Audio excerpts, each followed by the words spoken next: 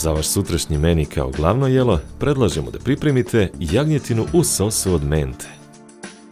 Češnjeve belog luka sitno isečemo.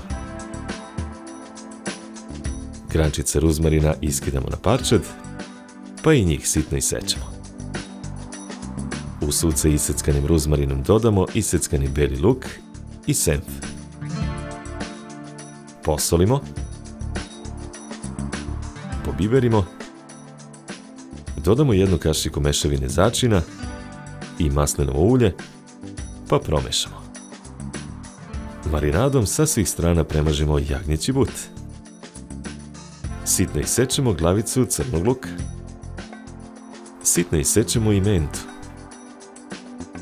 Na zagrijanom maslinovom ulju u grill tiganju na šporitu ispržimo jagnjeći but.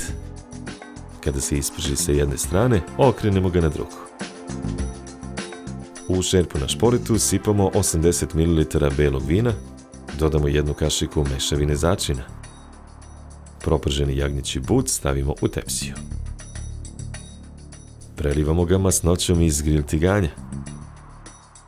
Zatim but prelivamo začinjenim belim vinom. Zatvorimo tepsiju aluminijumskom folijom i ostavimo da meso odstoji 1 sat. U šerpu sa provrelom vodom na šporitu stavimo kocku da se kuva supa. Na zagrijano maslinovo ulje u tiganj na šporitu stavimo iseckani crni luk da se isprži. Dodamo šećer, preostalo vino, jabukovo sirće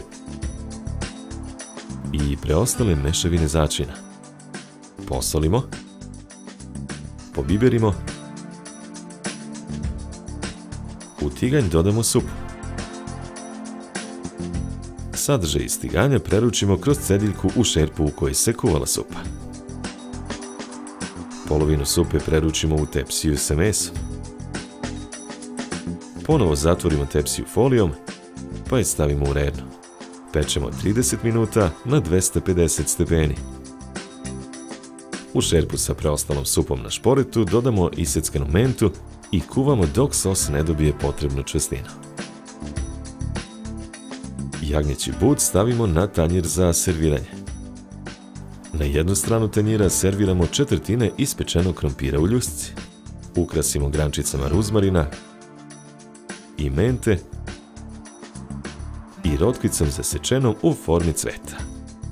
Prelivamo jagnjetinu sosom od mente.